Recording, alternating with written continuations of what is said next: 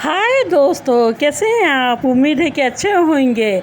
आज संडे है, आपका मूड भी खुशगवार है, इसलिए हमने सोचा इस संडे क्यों ना हम आपको राजा रानी महारानियों के किस्से सुनाए। ये बात इसलिए छड़ी है क्योंकि हाल ही में दुनिया के सबसे लंबे वक्त तक राज करने वाली महारानी एलिजाबेथ को अलविदा कहा है।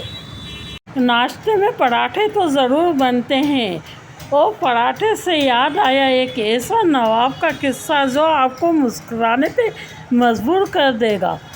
किस्सा ये है कि खाने के शौकीन नवाब ने जब देसी घी को लेकर वजीर आजम की थप्पड़ों से धुनाई कर दी थी और घूसों से। बात अवध के पहले नवाब गाजीउद्दीन हैदर की है। नवाब का शाही बावर्ची उनकी पसंद के 6 पराठे पकाने के लिए 30 किलो घी लिया करता था। बावर्ची का दावा था कि पराठे में 5 सेर घी खप जाता तो बच जाता है, वो घी नहीं रह जाता। तो इस मसले को लेकर बड़ा हल्ला मचा।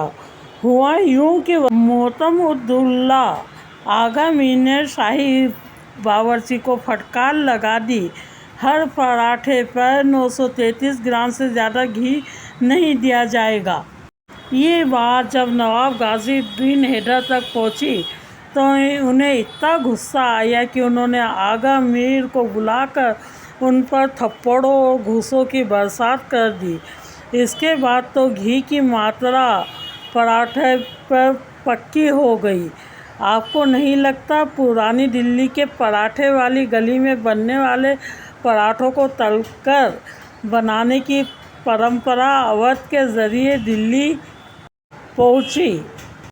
बादशाहों के लिए तरबूज, अंगूर, अनार, सेब हज़ारों ऊँटों के ज़रिए यूरोपी बंदरगाहों से भारत आते थे। मध्य एशिया से बादाम, पिस्ता जैसे मेवे आते थे।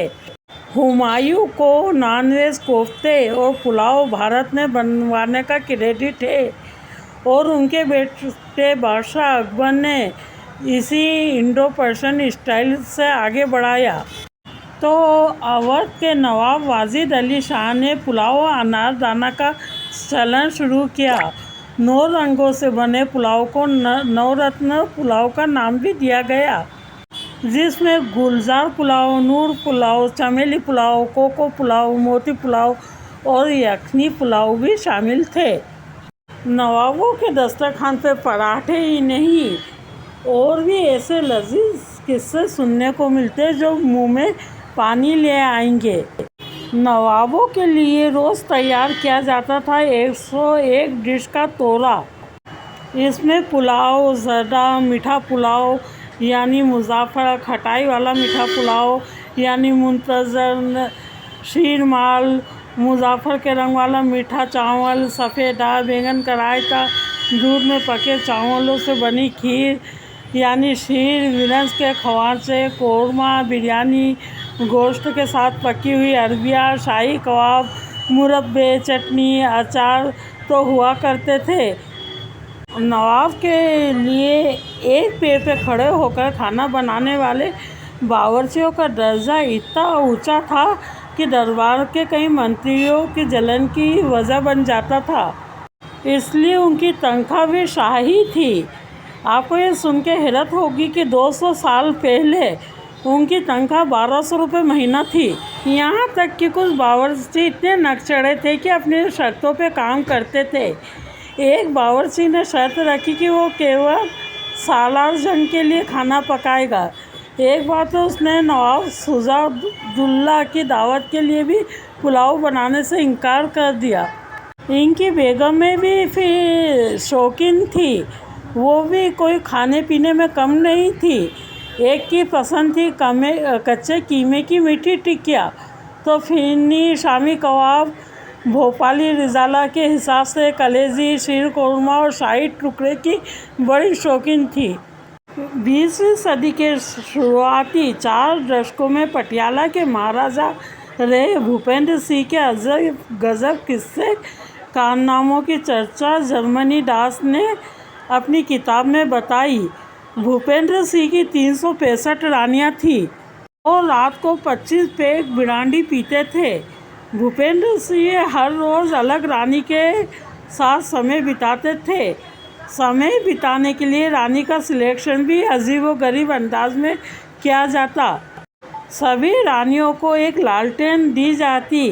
जिस रानी की लालटेन देर तक जलती उसी के साथ राजा रात गुजारते।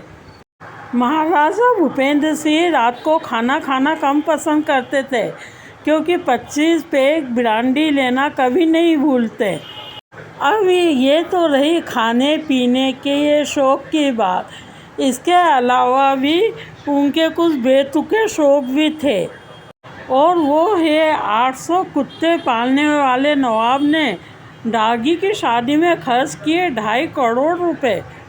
जूनागढ़ के नवाब मोहम्मद रसूल खान को कुत्ते पालने का शौक़ ऐसा था कि उन्होंने 1-2 नहीं बल्कि 800 कुत्तों की पूरी फौज पाल रखी थी और इन सब के लिए इतना खर्चा करते थे कि कुत्तों के लिए अलग अलग कमरे और नौकर रखे हुए थे। इनकी देखभाल का सारा खर्चा राष्ट्र कोष से किया जाता था। अलग अलग कमरे, आम आदमी भी सोचेगा क्या किस्मत थी कुत्तों की। और कुत्ते जब बीमार हो जाते थे तो उनका इलाज ब्रिटिश डॉक्टर करते थे। किसी कुत्ते की मौत हो जाए तो उसको पूरे रीति रिवाज से दफनाया जाता और एक दिन का शोक भी घोषित होता था। और उनके प्यारे डॉगी की शादी हुई तो 22,000 उस वक्त के, जो आज के दौर में 2.5 करोड़ के बराबर हैं, खर्च किए। ये तो रही नवाबों के सिला रहमी का अंदाज। पर आपको हैरत हुई है कि कोई क्रूर सम्राट ऐसे होते थे कि दुश्मनों को बातचीत के लिए बुलाते थे और उन्हें सरेआम उनकी हत्या करके लटका देते थे। उनकी ऐसी कारगुजारियों के चलते उन्हें ड्राकुला कहने जाने लगा और ये थे रोमनाई सम्राट। तो किसी किसी के कंजूसी के किस्से लाजवाब हैं। 35 साल तक एक ही टोपी पहनता रहा हैदराबाद का एक कंजूस निज़ाम। हाँ तो दोस्तों, जानकारी तो हमारे पास और भी है। अगर आप जानना चाहते हैं तो हमें कमेंट में बताएं और हमारे चैनल को सब्सक्राइब करें और फॉरवर्ड करें। फिर मिलेंगे अगली जानकारी के साथ। Bye bye.